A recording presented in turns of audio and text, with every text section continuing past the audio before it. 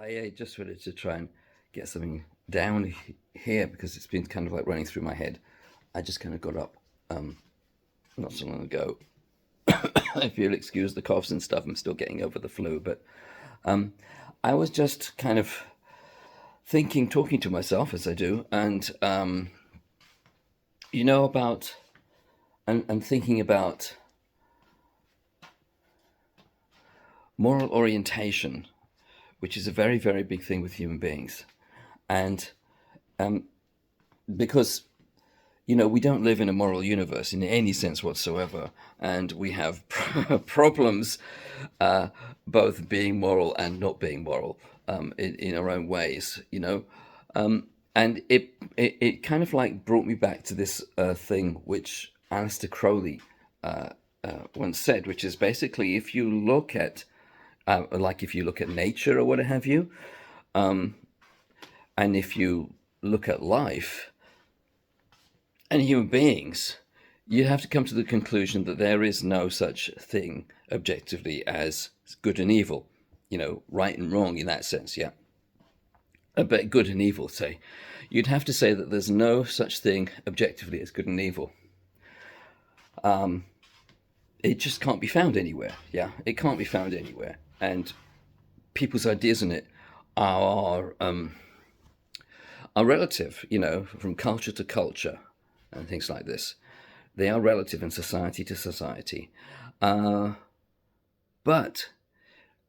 he did make the point, though, that although, good and evil do not exist, it is objectively degrading for human beings to behave as if they didn't exist. And that's the kind of, that's the catch in a sense, There isn't any good and evil, and there isn't any, there isn't a morality to the universe, yeah.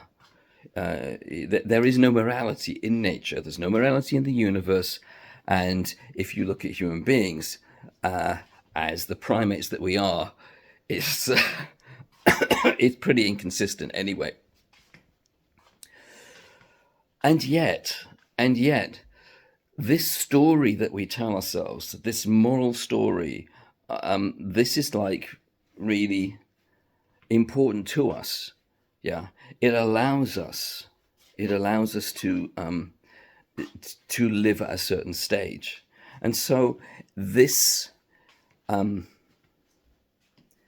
this investment in a fiction, this investment in an untruth, yeah, is what allows us to live with a certain refinement and civilization and creativity and all of these sorts of things. Yeah, it's what allows us to do it, yeah, and that I think is an interesting thing, and there's no question in my mind that this is also a very big part of what people have come to term patriarchy, yeah.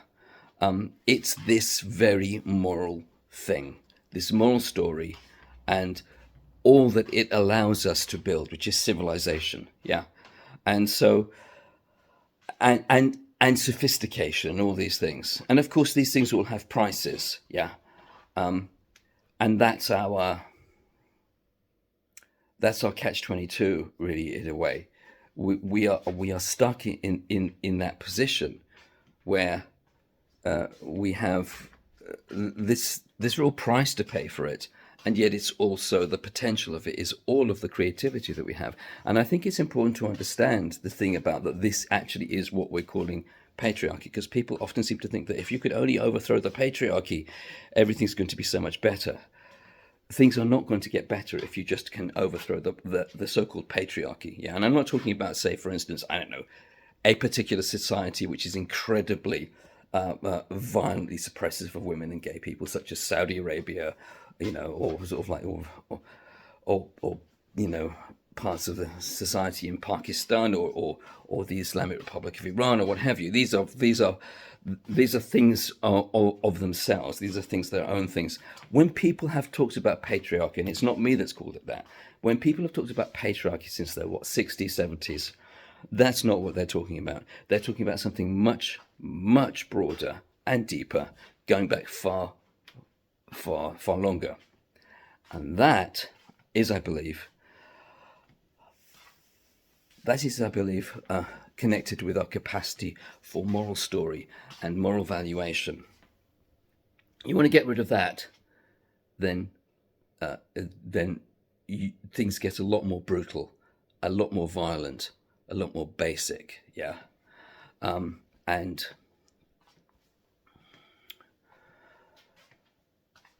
this again is what you have is a return to what people call Mother Nature. Now, I don't call her mother. I don't call her mother.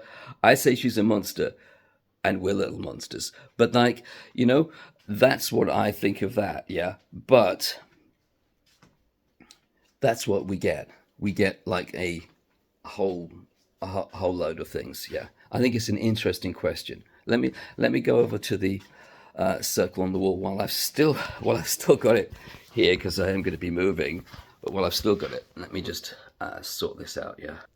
Okay. Now, so like I said, patriarch. Look, air, water. That's that kind of like that area of the of